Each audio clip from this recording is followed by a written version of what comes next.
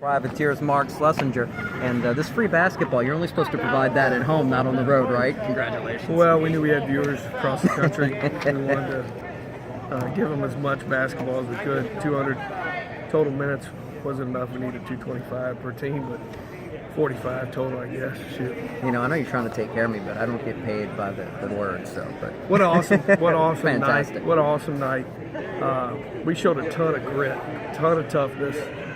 Stuff didn't go right. I mean, we didn't play great, but they kept with it. They didn't freak out. They stayed with what we were trying to do. They kept executing and grinding. Got big minutes from different people throughout the night.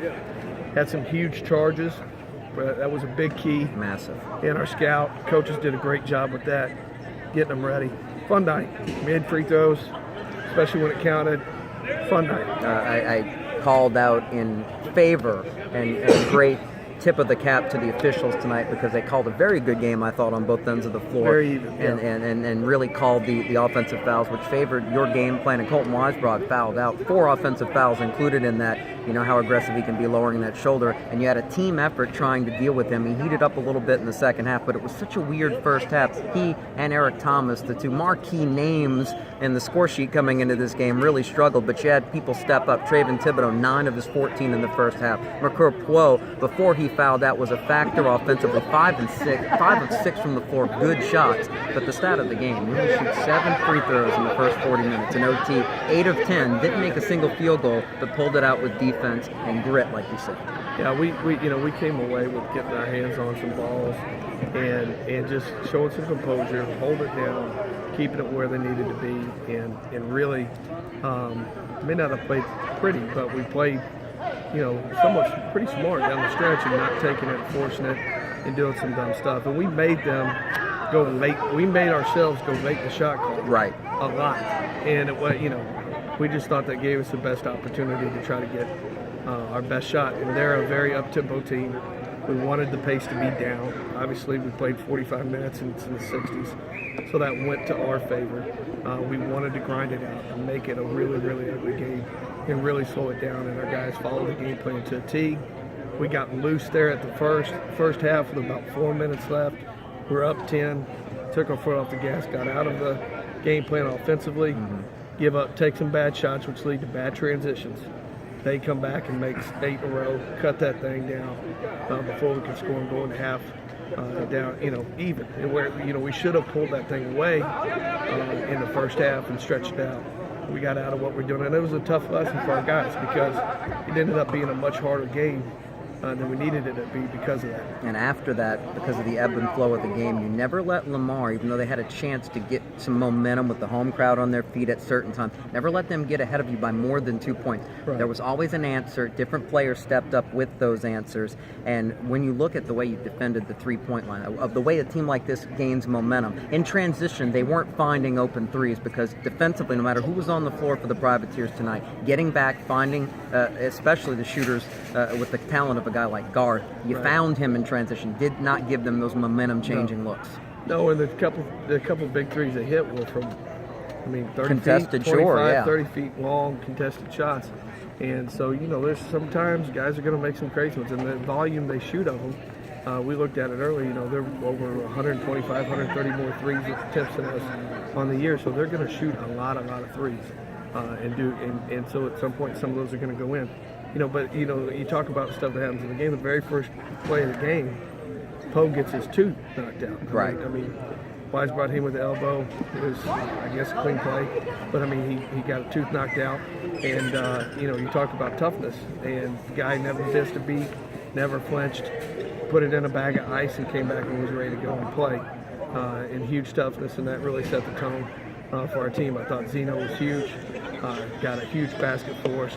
Got some key rebounds here in a hometown game for him, where it could have been really, really tight. He came out and played loose. His teammates picked him up And I was so proud of Michael for that. And this is something you expect when you're able to, down the stretch in regulation and then into overtime, away from home, be able to put 4 seniors and an experienced junior on the floor, and they're able to make the plays. They stay within themselves in the overtime period. And a really great decision, I thought, when you made the switch, because it looked like it came out of the timeout. You had Tevin Broyles on Weisbrod, and you know that Weisbrod's going to put his shoulder down and try to drive. He's not going to get by one of our guards, and Broyles took that final charge to take him out of the equation. That was a key moment, clearly, early in the OT. Really good, and he asked for the matchup in the timeout. Really did a great job of wanting the challenge. Went down later on in the game, got another key charge on a defensive play from him. But big, and you just go through the game. You said it earlier that there was multiple times that different guys made huge plays. Rosa's threes in the first half were game changers. No doubt. I mean, huge plays. A.J. Cheeseman's charge comes in and is in the right place at the right time and does a great job. And did it again, and probably the only charge they missed all correct, night. The only one they missed all night. But, there was a time where our guys, there was a call that didn't go our way, and they started to get excited. I just told them, hey, we don't do that. It's not who we are. We're not going to do that. Get focused on the next play. Get focused on the game and get ready to go. And they did that, and I was very, very proud of their composure, their maturity, and how they handled the adversity. Really good. And that's in a game where you're playing a team that loves to shoot the three. You make one more three, 6 of 18 for the Privateers, and that's with at least 3 Christavius Gill threes that were everything but going down. That 2 games in a row we'd out 3 somebody? That's true. It's amazing. That of the whole thing of our entire season, that may be the most amazing. And Nate Fry told me there was extra work put in by the guards to try to be able to hit those open looks this week. That paid off. They have, and the coaches have done a ton of work with them, getting extra looks and working, and really doing a bang-up job. But these guys are committed. They do the things that we're asking them to do. Anytime we ask them to give us more effort, a better attitude, they respond and do it. There's not a lot of pushback. They're really focused on doing something special. They're really focused on trying to do something that hasn't been done at UNO in 20, 21 years, which is put a banner up in the most beautiful building in the state. They're really focused on trying to do the right things, play together, play unselfish, play hard. And, I commend them. They're a lot of fun to coach. And it's not always easy, but they're a lot of fun to coach and do a lot of good stuff. So hopefully we can keep this thing rolling against a very, very tough opponent on Saturday night in a very, very tough place to play at a current work. Right. Normally you have maybe a 24-hour rule seems to be the tradition in sports. With such a quick turnaround, maybe it's a 24-minute rule. But you've got your Privateers 3-0 in conference play. That's the first time that's happened in a decade, and they had to earn it. Really play well in the second half and overtimes of games to gain all 3, which is a sign of a veteran team coming together. Yeah, no doubt. I'm so proud of them and the buying it. Because some of these guys, the three of the seniors, they were here and bought in when we had no chance to go to the tournament. We weren't tournament eligible. We had a lot of stuff to go uphill to do. And, we've got guys that are coming in, whether they're playing 1 minute or 40 minutes or no minutes, and they're working their tails off. And we'll be back in here tomorrow. They're gracious enough to let us practice in here tomorrow. So we'll be back in here tomorrow, putting in our work, getting ready in preparation for a tough game and a tough challenge on Saturday. No doubt we haven't heard the last of Tick Price's young and talented team. No. They're going to be in the tournament, and they're going to be good. They're going to shake this thing up. They got a good team. Good for them, but better for us if they win tonight. 66-62, Coach. Congratulations. Thank you a lot. I appreciate you. Mark Slessinger and his